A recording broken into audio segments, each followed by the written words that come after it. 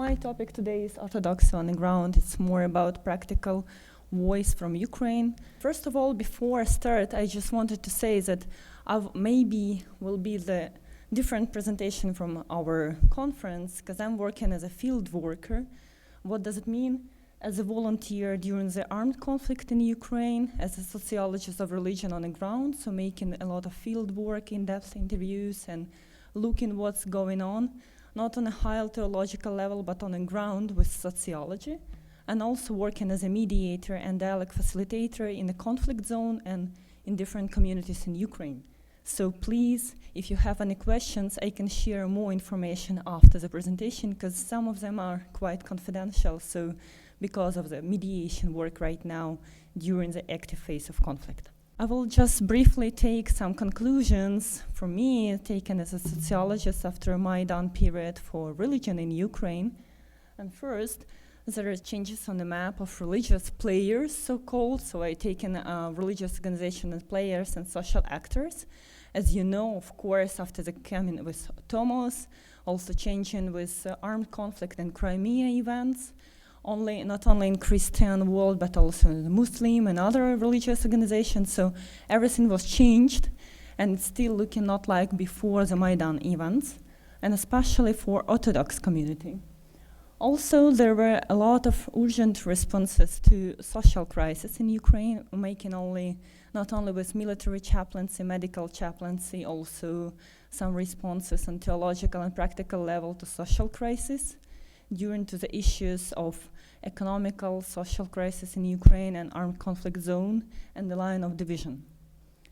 Also, I'm more working with religious and nationalism questions, and we're just stepping into the concept of refer about religious pious nationalism, and it's still rising in some way after Maidan events, working on a field of pro-Ukrainian, pro-Russian rhetorics of different churches. And there, of course, now we have theology of war, which we didn't have so much before the Maidan events and armed conflict, as churches are dealing with the issues of war and dealing with the theological questions. As for example, one time in Zaporizhia, I just heard from the woman who was standing up when different Orthodox churches, priests reunion, well, still Ukrainian Orthodox Church of Moscow Patriarchate attended those events, and one woman just stand up and asked, I have 5 children, 3 of them are coming to Orthodox Church of Ukraine, previously Kiev Patriarchate, 2 of them are coming to Moscow Patriarchate, 3 of them are fighting in Ukrainian army, 2 of them are fighting in Donetsk People Republic army. For whom should I pray, and how should I pray for my children? And that's the question actually which practical people are still asking for priests, because they don't know how to answer sometimes. And I just wanted to make some brief profiles of different churches. And once again, it's just conclusion of my fieldwork, so maybe you will not agree with some of them. But talking about Orthodox Church of Ukraine from the very beginning, and then I put a slogan like, we have the Tomos from 2018, that's the main point of Orthodox Church of Ukraine. And actually, of course, Tomos is like a key point in church history right now, but more it's attempt to conquer religious field. So while now they have official status, a canonical status, they're just trying to be a big player, not like before when they're working with a Ukrainian Orthodox Church of Moscow Patriarchate. They're trying to be this official level. Sometimes still it's a question of how they do it. And I see from the ground and working on different parishes that the issue which some priests of Orthodox Church of Ukraine saying that it's a risk of coming in a Moscow way of structure of the church. Although Metropolitan Epiphany is trying to be more liberal and open-minded for people, also on practical level of faith, there's still some challenges of Moscow structure, like quite strong vertical hierarchy, no freedom for some priests to act, and some issues, of course, on all over Orthodox world issues and theology. Still, there's a conflict with Patriarch Filaret, of course. I will not stop a lot about it, but still we get priests who are coming to Kiev Patriarchate, and you know that we have new bishops who became bishops after the Thomas, so still they need to do something with it, and still their legal form of Ukrainian Orthodox Church of Kiev Patriarchate on the ground.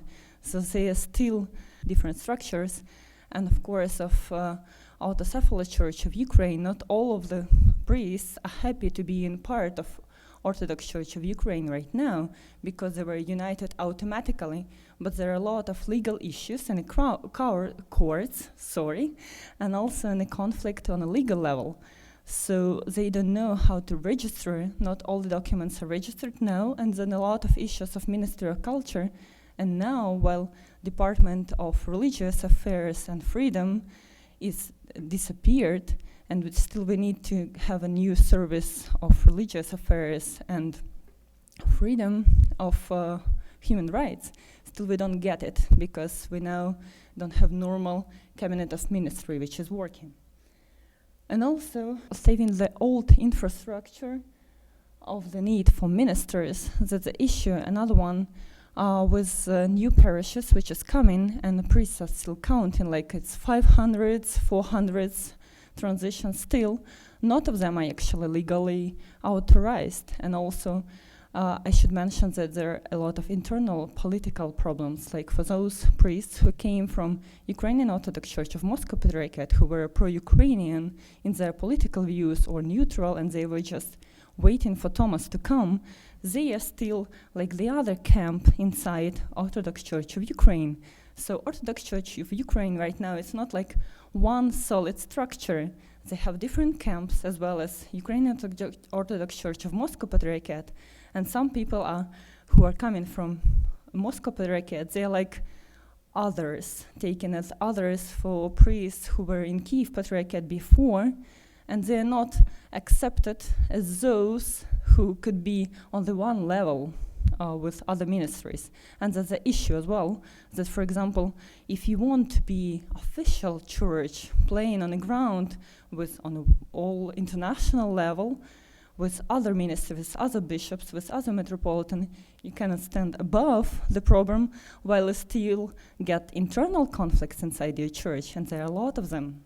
Still, if we go to Moscow Patriarchate and Ukrainian Orthodox Church in canonical unity with Moscow Patriarchate, I would say that their main slogan right now, we are above the conflict. And when Orthodox Church of Ukraine is saying that, of course, we have war in Ukraine and Russian aggression, then Moscow Patriarchate saying that we are the only church who can be a peacemaker, because we have all parishes on different sides of Ukraine and still in Crimea, and we are the only one who can reconcile Ukrainian society. As far as I know, our Secretary of Security Council, Sergei Sivocha, who is now on Ukrainian media, he actually said that the Ukrainian Orthodox Church of Moscow Patriarchate can be the only one mediator for Ukrainian conflict and can be a basis for peace negotiations.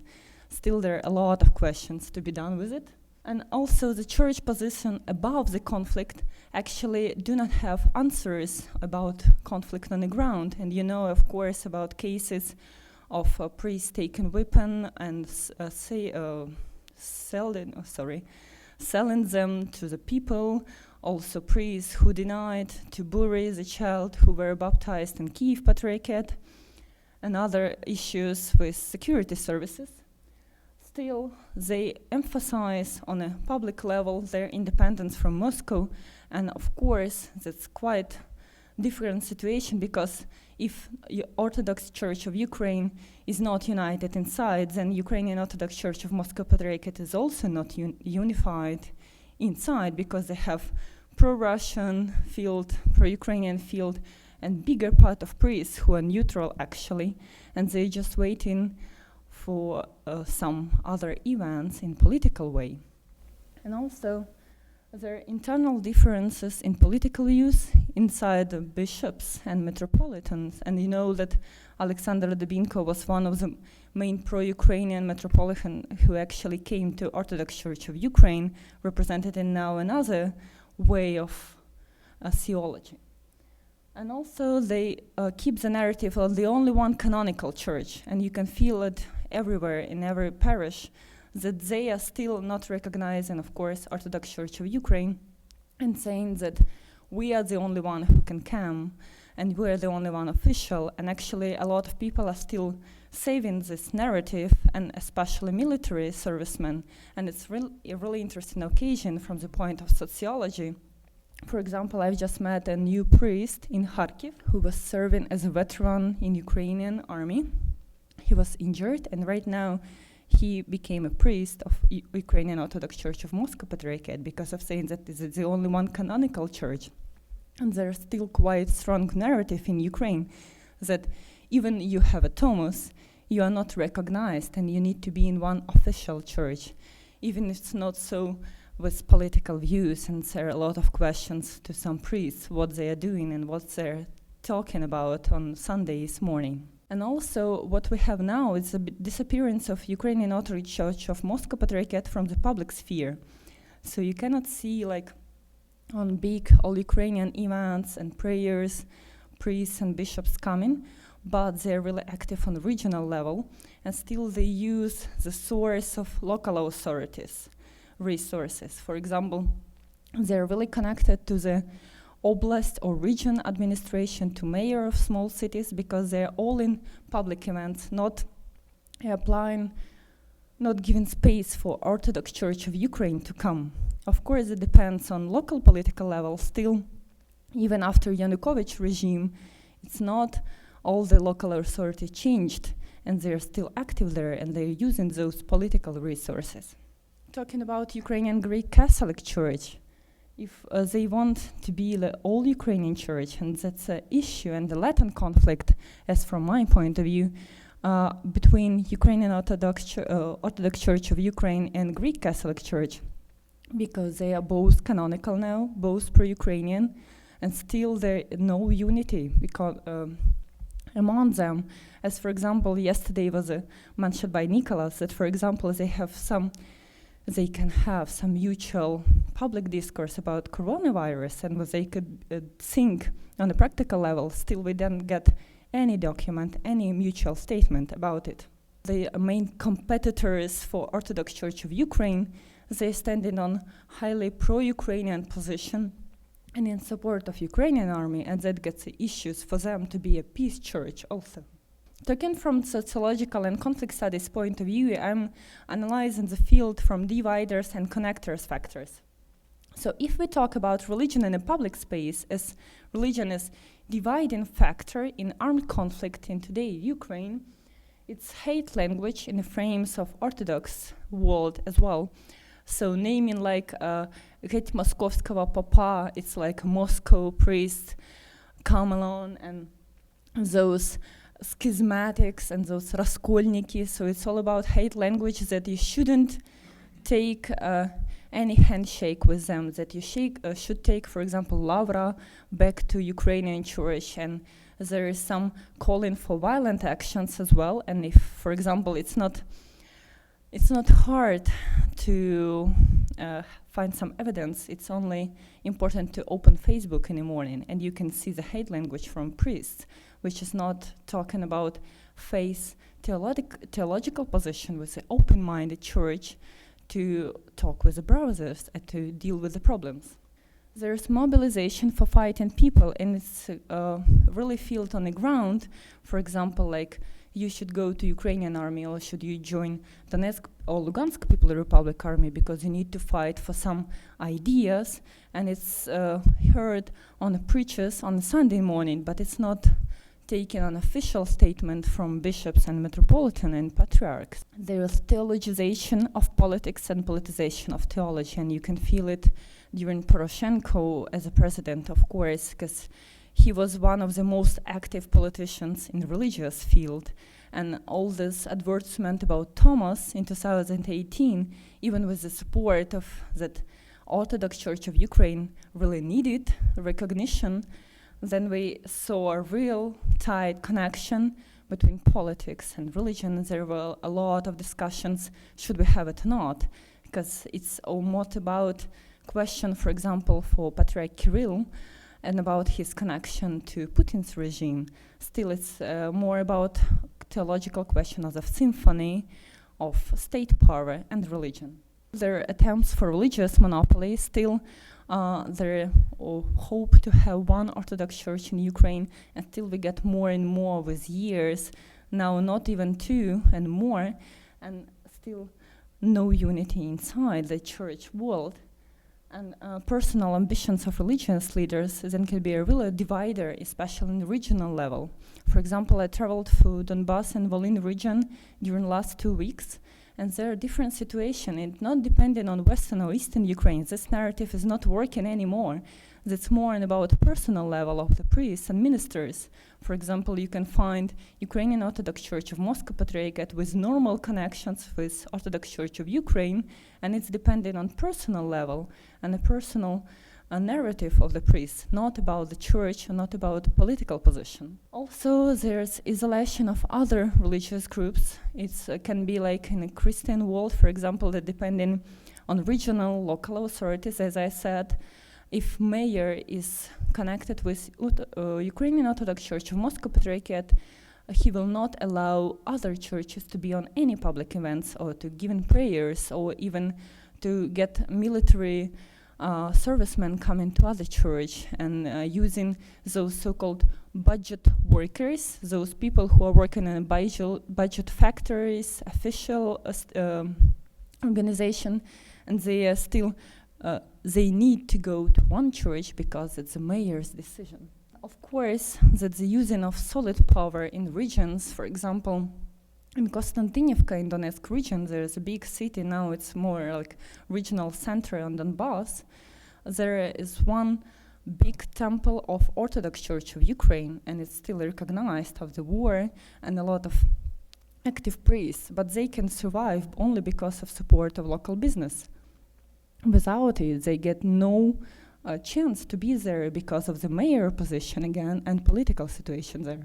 Here are some just small practical photos from parishes, divisions, and Moscow Patriarchate as a curse for Ukraine is a process near the Lavra, Pechetsk Lavra in Kiev, and also fights for different parishes. It's mainly Ternopil and Rivne oblasts in western Ukraine, when people was trying to change legislative basement of some parishes. If not to be so pessimistic, there are some connectors, factors for religious field, as far as I still work in peace-building area and hope that we can still find some good examples of connections and some peace efforts. So there are still some public common actions taken by different ministers from different churches, and still it works through personal contacts and horizontal networks. Unfortunately, there were several attempts to get some dialogue processes among Orthodox Church of Ukraine and Ukrainian Orthodox Church of Moscow Patriarchate and Ukrainian Greek Catholic Church.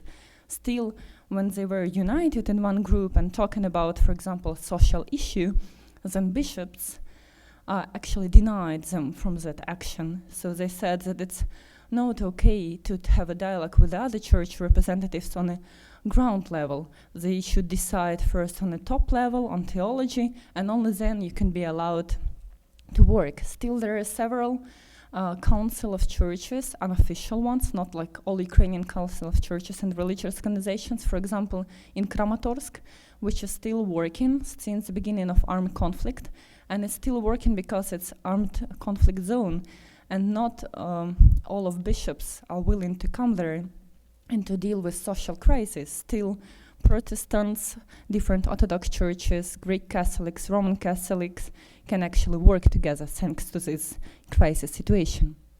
Also, there is a lot of social services, example, in cooperation, like medical chaplaincy, military chaplaincy, working in palliative aid with hospices, with HIV and AIDS problem. There are a lot of issues which are still dealing only with religious organizations, when even humanitarian aid is not obliged to come to some regions.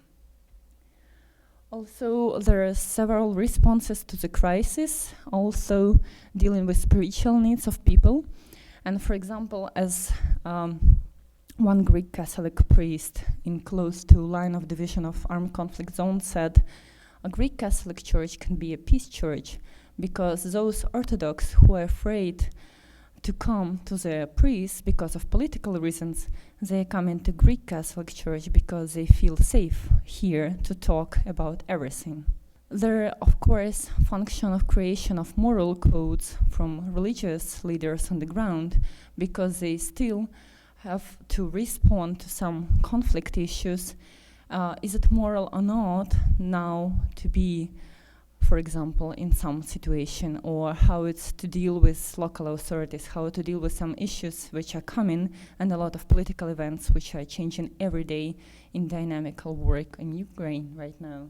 I feel the potential for some bridge capital, which according to David Hennick's conception, that religion can build bridges even during the armed conflict, but it's still complicated, as for example we had a nuncio visit to Donetsk and Lugansk to be with their parishioners in the cities which are under occupation, and still we get a lot of negative reactions in media about it. So people are not ready for some religious leaders to become those who are ready to deal with some peace processes. I will tell you about our project Dialogue Connection. It's connected to Duho Litera, or Spirit and Letter Foundation, connected to Kyiv Mahela Academy. So we are working on this unpopular now concept of peace and reconciliation in Ukraine, dealing with bridge capital of religious organizations. And we are organizing from 2016 different projects in all over now 24 communities, territorial communities, I mean, in Ukraine, in western, eastern, southern and northern part of Ukraine, connecting local religious leaders with local civic leaders to build some opportunities for peace, and providing dialogue among business, local authorities, religious leaders, and civic activists who are frequently afraid to contact with each other and to speak with each other. Also, we have adult part, youth part, and book publishing, which connected to services on the ground, how a church can talk with people freely, how they can choose a liberal way of service. And it's not connected so far to theological issues, but it's more about social issues and how they can deal it with secular activists who are afraid, for example, to step into the church and to talk with a priest, and also to see a human behind the priest's clothes. So we're trying to connect them and to build some human capital for future efforts, and especially future efforts for peace building. And there are just several photos and the translation of the book publishing. We just translated John Paul Lederer's book about reconciliation in divided societies, and also Goran Božićević's book. It's about building dialogue in Ukraine and building dialogue in the Balkans region. And you can see some photos, for example, working in a mosque in Kherson, working in different churches, and still one of the main attempts right now to make a church more open to civil society and to become like a hub space where people, they sometimes don't have even territory to connect with each other. They can come and talk with each other about their mutual needs and problems in their territorial communities. And just briefly about some windows of opportunities. So still, I believe that they can be some development of mutual theological responses to the armed conflict, some growing local religious leaders that can lead people to some social changes, conducting inclusive interreligious dialogues, which is still so complicated because of theological issues, cooperating in a social service due to the social crisis in Ukraine, knowing and using conflict-sensitive approach, because still people are not making context analysis of what is going on and what help people really need, and organizing non-formal education, because, for example, Nicholas yesterday talked about university level on Orthodox education at the level of one university.